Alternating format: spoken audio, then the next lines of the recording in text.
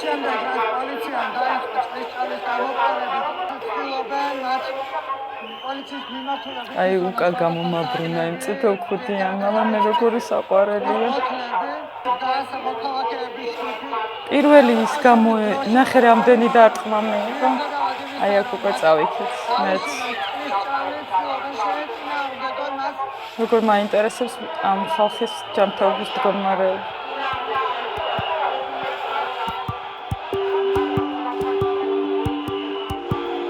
მე ვარ ქალი დროშით, ნანა მალაშხია, 47 წლის, საჯარო მოხელე.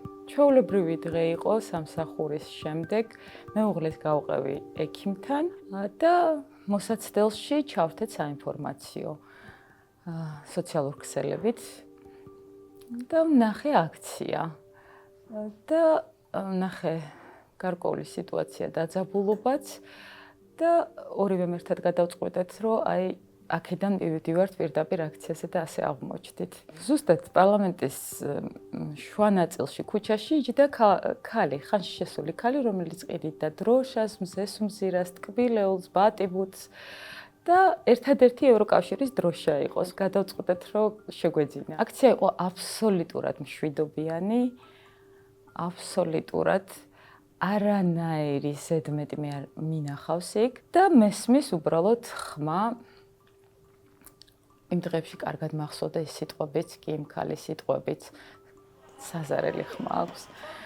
გთხოვთ დაიშალოთ, თორე თქვენ წინააღმდეგ გამოყენებული იქნება კანონით გათვალისწინებული ზომები.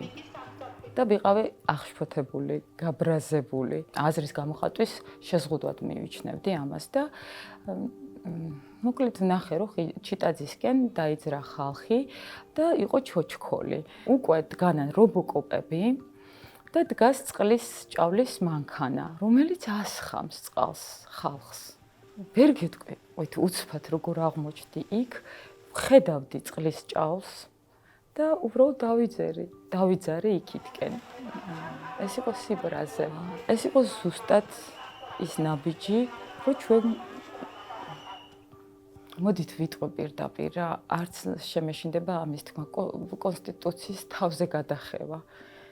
და ფაქტიურად კი არა და საბოტაჟი. საბოტაჟი მით უმეტეს იმ დროს, როდესაც თუ არ ვცდები შემოდგომით, ხელახლა უნდა განიხილონ ჩვენი ევროკავშირის წევრობის კანდიდატის სტატუსის საკითხი. არანაირი შიშის გრძნობა არ მქონდა. თქვენ წარმოიდგინეთ არც ახლა, მე გავიგე, რომ აქციის მონაწილემ თვალი დაკარგა. და ერთი წამით კი გავიფიქრე, რომ შეიძლება მსგავსი რომ გავიგე იმის მერე მსგავსი რომ მეც შემთხვეოდა, მაგრამ საერთოდ არ გამაჩნია შიშის გრძნობა, გულწრფელად გეუბნებით, არც მაშინ და არც ახლა. და აქ მინდა აუცილებლად თქვა, ჯერ მოვიკითხო ეს ბიჭები როგორ არიან, იმიტომ რომ მე მშვენივრად დავზარალდი, მაქვს საკმაოდ ჩალურჯებები, ჰემატომები და ვიცი რას ნიშნავს ჭავლის მოხვედრა და მით უმეტეს ალბათ მათ უფრო მეტი მოხდებოდათ, იმიტომ რომ ჩემ დასაცავად ზურგითაც იდგნენ და ფარავდნენ წითელ ქუდიანებს განსაკუთრებული მადლობა, მაგრამ აი რაღაც წამის 1000-ში მე ძალიან დიდი ბოდიში მინდა თითოეულ მათგანს ვუთხრა იმ ბიჭებს, რასაც ახლა ვიტყვი. წამის 1000-ში მქონდა რაღაცა პროტესტის შეგრძნება, რომ რატომ აკავებენ, რატომ მიდგებიან და მინდოდა უფრო წინ წასვლა, უფრო წინ წასვლა, არ ვიცი რა იყო ეს. წყლის ჭავმა თავისი ქნა და დაცვის მიუხედავად იმ ბიჭების ძალიან დიდი მონდომების მიუხედავად დავეცი მე, მაგრამ დროშა არ დაცემულა ერთი წამითაც უცბად გამომართვეს და რა თქმა უნდა ბევრნი იყვნენ და უცბად წამაყენეს და ააფრიალეს. მე არ ვიცი დღეს ის დროშა ვის აქვს. ეს არის გარდამავალი დროშა, ვფიქრობ, რომ ქართველი ხალხის ხელშია ეს დროშა. იყო ასეთი რაღაცა კითხვების, რომ ან კომენტარების, რომ აი საქართველოს დროშა რო ჭერო და ხელში, მე საქართველოს დროშას ბევრჯერ მჭერია ხელში. საქართველოშიც და იყო 2014 წელს გავიხსენებდი. 2014 წელს ვიყავი მეუღლესთან ერთად ჩასული კიევში. ოჯახურ საქმეებთან დაკავშირებით და ზუსტად იმ დროს იყო მაედნის აქციები.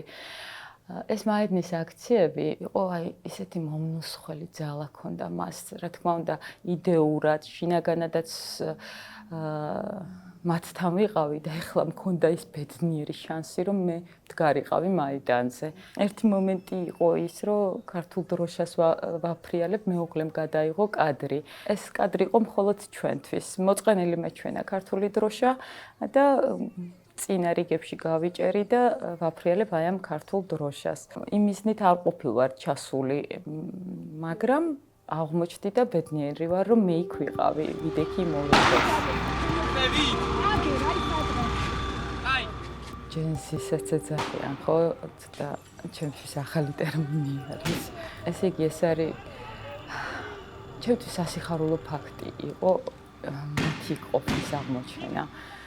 პირველ რიგში ველოდი, იმიტომ რომ ეს არ არის ჩემი პირველი აქცია და მათ ველოდი და მოვიდნენ საბედნიეროდ. თვალების გამო მეტყველებაშიც, იმ ინტენსივობაშიც, ჩემი დროშის ქნევის ინტენსივობაშიც თუ ძალაშიც იგრძნობა ჩემი ასაკი. საბჭოთა წარსულიდან მოსული ადამიანის. ხოლო იმ წითელ შარვლიანი გოგოს ქართული დროშით ვიდეოში ჩანს, რომ ზუსტად ეს არის ახალი თაობა. გმირების შექმნა თუნდაც ჩემგან ამის განსაკუთრებული წინააღმდეგი ვიყავი და ამიტომაც ვიმალებოდი ეს დღეები. მე ნამდვილად ავფიქრობ, რომ რაღაც განსაკუთრებული გმირობა და რაღაცა ის რაღაც განსაკუთრებული სიმამაცე ვაჩვენე. ჩვეულებრივი სამოქალაქო პოზიცია უფრო არის გაბრაზებული იმ მომენტში გაბრაზებული ადამიანის. ევროპა არის ჩვენთვის ზუსტადაც რომ